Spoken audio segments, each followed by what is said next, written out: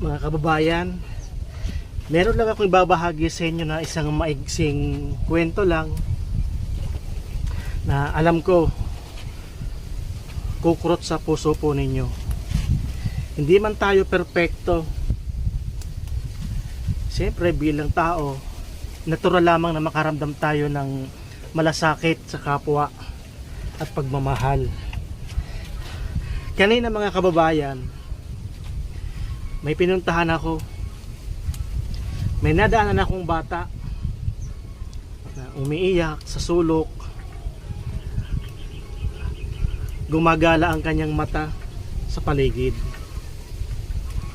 Nang tinanong ko siya kung sinong hinahanap at kung bakit umiiyak, hinahanap daw niya papa niya.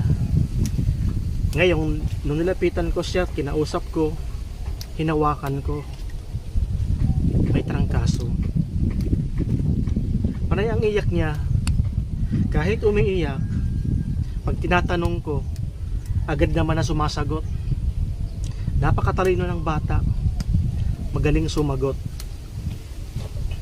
Nasa 6 o 7 taon ng bata. Sabi ko, sinong kasama mo? Mga kapatid ko. Nasaan ka ako? Nasa loob ng bahay, nanonood ng TV. Asan ang mama mo? Tatrabaho po. Napansin ko, sa bawat tanong ko ay may kasamang naging po at opo. Sabi ko, nag-aral ka ba? Opo. Anong grade ka na? Grade 1 po. Ang kuya mo, grade 2 po. So sabi ko, tahan na.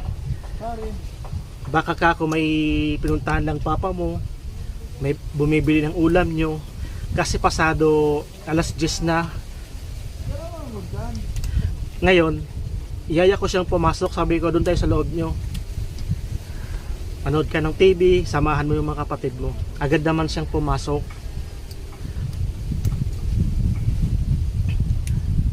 Habang nakahiga yung mga bata nanonood ng TV, bahagya ko silang pinagmamasdan na kung anong kurot sa puso ko at hindi ko namamalayan na may luha ng bumubuhos sa mata ko,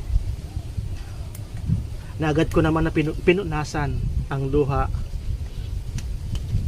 para hindi makita ng mga bata kung bakit ako napapaluha. So may mga pagkakataon talaga mga kababayan, kahit hindi natin na inaasahan, kamag-anak mo man o di kamag-anak, natural lang naman sa tao